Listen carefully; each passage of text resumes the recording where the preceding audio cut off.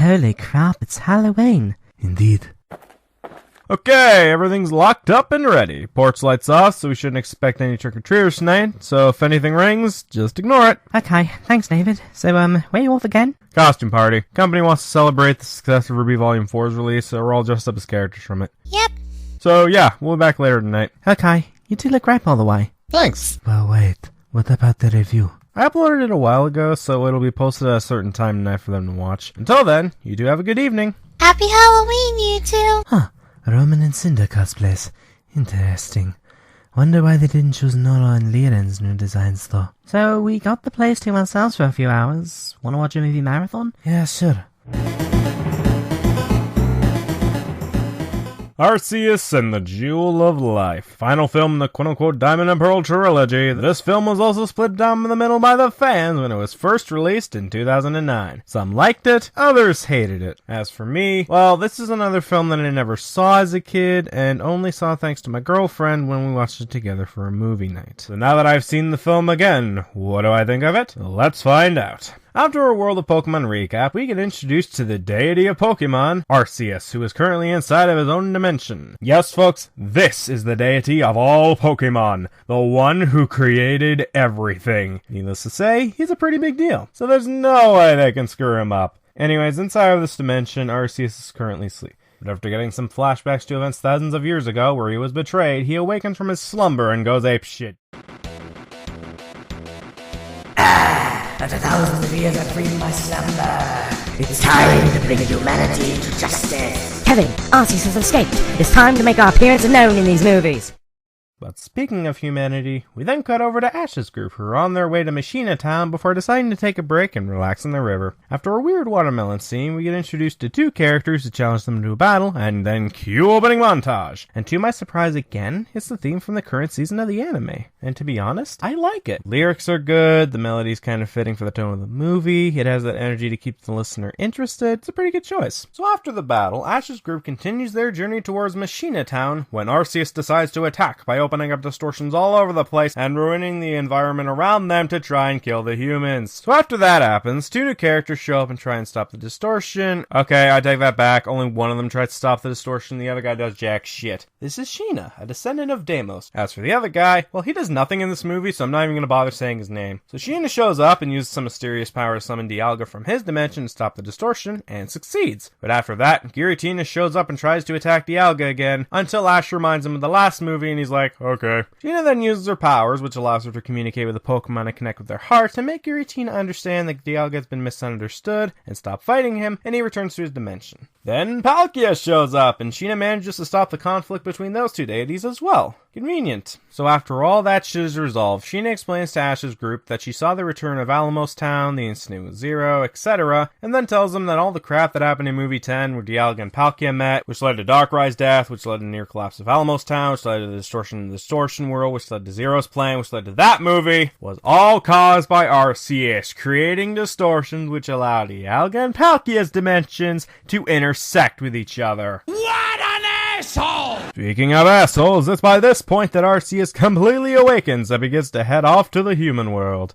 Back in the human world, however, Sheena explains the betrayal thousands of years ago, elaborating that the jewel is made up of Arceus' water, ground, grass, electric, and dragon plates, at the cost of diminishing Arceus' life, and Arceus created it for Deimos because the land Deimos was in at the time was dying. How was it dying? Well, before Arceus met Deimos, an asteroid was heading for the planet. Arceus managed to destroy the asteroid, but the debris still hit the planet, and due to how much power it required, it caused Arceus to lose all its plates and crash into the ground. So Deimos managed to save its life by returning its place to him, but the area was still severely damaged. So Arceus creates the jewel to help Deimos save this area, but later says that he will need it back soon since the jewel is made up of his plates, which are a part of him, and for some reason he can't make new ones. So why did Deimos betray Arceus despite saving his village and or area? Well, according to Sheena, her ancestor believed that if it was returned to Arceus, the land Deimos lived in would revert back into a wasteland, and he didn't want that. So why didn't he just ask Arceus if this would revert the land to a wasteland if he gave him back the jewel? It's likely a simple answer given how the jewel is made by Arceus, and you don't have to kill Arceus for it. Well, at least Sheena didn't inherit Deimos' stupidity. Speaking of Sheena, though, her plan is to try and calm down Arceus by returning the Jewel of Life that she currently possesses. Too bad when Arceus shows up, though, it's revealed to be a fake, and he goes apeshit again. Thankfully, Dialga, Palkia, and Giratina show up, but are no match for Arceus. So naturally, they send him to another time or dimension. Oh, who am I kidding? That would make sense for these guys. No, they just use attacks that Arceus easily nullifies. Deity's a time, space, and distortion, everyone! So with the situation grim, Dialga sends Ash's group, as well as Sheena, back to the past to stop the betrayal. Yep, folks, we're doing the time travel shit again. Remember how well that worked in the 4th movie? Yeah, this isn't gonna be fun, is it? Nope! As we cut to the scene where Deimos betrays Arceus, something is clearly up with Deimos, as noted by his eyes and the request of Arceus coming inside, but Arceus still goes in anyway without questioning this. So as they walk towards the area, Deimos switches out the real jewel with a fake, wait, what? Then attacks Arceus and states it's a fake jewel. Arceus gets pissed naturally and destroys the shrine with judgment, and in the process, Deimos falls off, possibly to his death. Thankfully, though, Sheena and Ash's group is saved when Sheena tells Dialga to warp them further into the past, and does so, warping them a few hours before the betrayal. So after they get sent further in time, a red-haired man shows up. This man is known as Marcus, who's our antagonist for this film. So what does he do with his first real act on screen? Well, after Sheena attempts to warn him of the upcoming betrayal, he mind controls Ash's group with hypnosis from a bronzong, and they can't move. Yeah, I would say this isn't how the movie's supposed to work, but even in the anime, they can't make up their minds on what hypnosis does, so yeah, screw it. So Ash's group is thrown in prison, where they meet Deimos, who is surprisingly not hypnotized yet. Then Ash decides to break a big rule of time travel by bringing in things from the future, in this case the Pokeball, and showing it to Deimos as he releases Monferno. Well, that should have altered the timeline. Or not, as we see nothing change in the timeline when we cut to present day. Gee, I sure hope this inconsistency doesn't become a problem in the movie. Over with Sheena, she's currently having a conversation with Marcus about the upcoming betrayal, and after he's made aware of the situation, he decides that it'll be Sheena who will deliver the jewel to Arceus. But before he gives her the scepter, he takes out the jewel, which should also alter the timeline since there'd be no fake jewel there, but okay, whatever. So Deimos tells a story about how he met Arceus, which I already covered, and we also see a spiky-eared Peachy doing stuff. His role's pretty minor in this film, so I won't talk about it much here, but all I will say about him is that he helps him escape from jail. So we cut to later that evening, where Arceus shows up, and we see Sheena getting ready to present the scepter and or jewel to Arceus. Naturally, since she was betrayed earlier in the film with a fake jewel, naturally she checks the scepter first, realizes that there is no jewel there, goes to Marcus and gets the jewel. You know what? I'm just going to chalk this up to Marcus being a good manipulator in that scene, because otherwise, I'm going to flip my lid that Sheena was dumb enough to fall for deception twice over a jewel, and you don't want to hear that. Besides, I have much bigger anger towards another problem in this movie, so let's just move on. Oh, and speaking of changes, another change that occurred in this timeline is that Marcus modified the plan to include silver water, or possibly concrete, it's hard to say, and now he is responsible for attacking Arceus this time instead of Deimos issuing the command. So Ash and his group arrives at the scene, including Deimos, and they reunite with Sheena for a bit before Ash goes off to fight Marcus. So they have a big action scene, while the silver water and Pokemon begins to take its toll on Arceus. Thankfully, Deimos and Sheena combine their powers to stop the Pokemon from attacking Arceus, and Marcus is stopped, but it's too late. Because of the missing plates, Arceus is dying from the constant bombardment.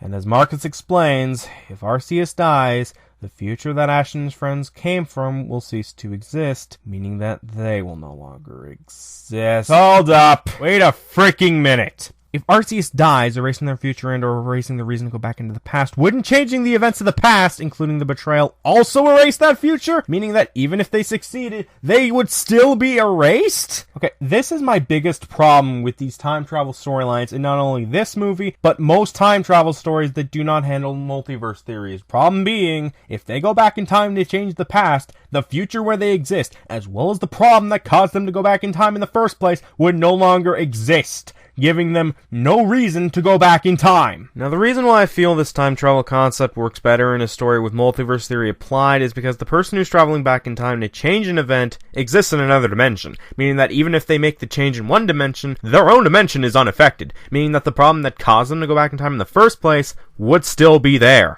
It wouldn't be erased. Yes, even X-Men Days of Future Past has multiverse theory applied to it, as the universe where that takes place that caused Wolverine, or Kitty, to travel back is in a different universe in comparison to the main universe X-Men takes place in. But when you take out the multiverse theory, once it's changed, the reason to cause that person to go back in time will also be changed, which would cause much more problems to the timeline than simply leaving it alone. So if Marcus didn't kill Arceus here and the betrayal was stopped, Ash's group would have likely still been erased because the future where Arceus attacked them would not exist anymore since he wasn't betrayed, meaning that there would be no reason to be asleep for a long time, meaning that there wouldn't be any reason to attack humanity, meaning there wouldn't be any reason to go back in time. There's a reason why time travel is such a fragile concept. When you fail to establish rules or be careful with it, it is so easy to mess up. And we're not even done yet. So Deimos and Sheena try to help Arceus, but then Sheena gets blown back, and it's up to Deimos to save Arceus by opening up its heart. So Deimos manages to open up Arceus' heart before he dies. Ash gives Arceus the Jewel of Life, and Arceus is saved. Great! So now that everything's all wrapped up, and Ash's group is returned back to the main timeline, even though they should be erased, the film is over, right? Nope! Back in the present day, Arceus defeated the deities and is still pissed. Excuse me for a second. Ahsoka, you're still a riot. Oh, right. Ash reminds Arceus of the past, and then he somehow remembers the changed events, and the rest of the world catches up with the changed timeline. We then see that despite returning the jewel to Arceus, Machina Town flourished thanks to the efforts of Deimos, and has tried devoting their lives to keep Machina Town beautiful, further proving that Deimos should have just asked Arceus if it would revert to the land of normal if he gave it back!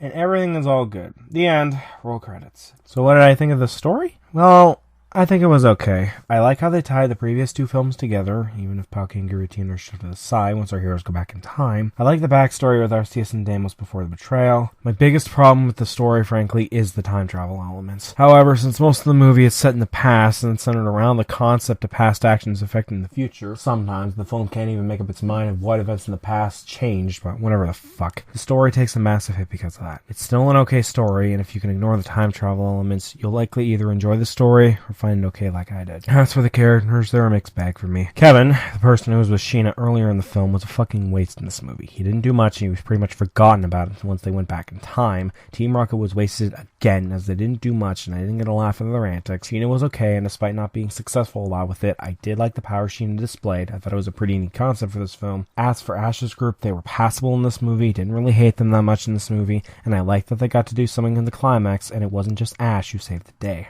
As for the villain, I actually liked him a bit. His reason for doing all this shit was solid, since unlike prior films, he's just trying to keep the land he's living in from dying again, which would also leave devastating effects for the rest of his tribe/village, and he's able to manipulate others into doing what he wants pretty well, whether it be through charisma or by force, as evidenced with his Bronze Song. So yeah, I actually liked Marcus as an antagonist. But that's it for the characters. As for the music, I thought it was good and very fitting for the scenes it was used for, and for the period they were in once they traveled back in time. And I also felt that the animation was pretty good. But I think it's time I wrap this up. Overall, Arceus and the Jewel of Life is an okay film, but considering this was the end of the Diamond and Pearl trilogy, quote-unquote, I kind of wanted more, and I was kind of disappointed with what I got. But ignoring my own personal bias, I'd still recommend this film. Is it better than the last movie? No, but it is a lot better than some of the crap I previously covered. But, as it stands, this is probably the weakest in the SNES tetralogy, in my opinion. So that concludes this review. I'm the Mounty. Next time we meet, I'll be covering the final SNES film, Zoroark, Master of Illusions. It's been 3 years since I last talked about this movie,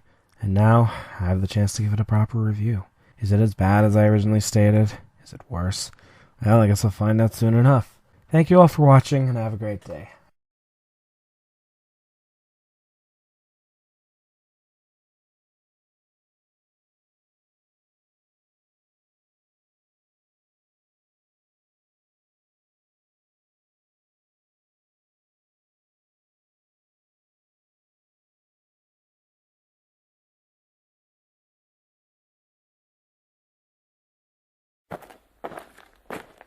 So, you must be the Blue Lantern Guardian. Ha, who are you? Wait. No, I know your name now. So, a fellow telepath. Very intriguing. Do not worry, young Suicune. I am not here to attack you nor fight you. I am just here to ask one question. Can you tell me the name of the person that you gave a blue ring to? What are you talking about? You mean to tell me that you're not here because you gave a ring to somebody? Fascinating. Yes, that is correct. I merely arrived on this planet after the incident with Vincent stripped me of most of my power, and I've just been residing here for several years. I have not once given a blue ring to somebody, nor has anyone found my location. I'm surprised, frankly, you were able to find it. Well, that's the power of the satellites for you. But that's fascinating. You haven't found anybody. No, and you can check yourself. Indeed, I already did. I was just merely testing you just to see your reaction. Yes, your story does check out. You've never given a ring to anybody. What a shame. Why, so that you could kill that person? No. My current mission is to find all 7 wielders of the Lantern Corps. That way, if another big incident comes again, we can unite them and save this planet. Is that really what you want? Do you want to check for yourself? No need. I already did. So you are telling the truth, then? Yes, I am. But why the lanterns? Why not weaponry or anything? Because as a child, I used to love reading the adventures of the Green Lantern Corps. And once I heard all 7 corps arrived on this planet, it gave me an idea to protect this planet using them, much like what Hal did for that universe. I see. Well, your story does check out again, but unfortunately, I've never given anyone a blue lantern ring. What a shame. I want to protect this planet, not only for this current generation, but for future generations in case someone tries to disturb the peace. I loathe despair, and I loathe villains winning. If there's one beacon of hope, we can use that. We've accomplished so much. We've reached the stars. We've done so much for this planet to advance it to all this stuff that I don't want a villain to take it away. So in other words, you're willing to do anything? I know where you're going with this. Yes. Very well. This'll probably kill you, but it's no skin off my nose then. In fearful day, raging night, the strong hearts full, our souls ignite. When all seems lost in the wall of light, look to the stars, for hope burns bright.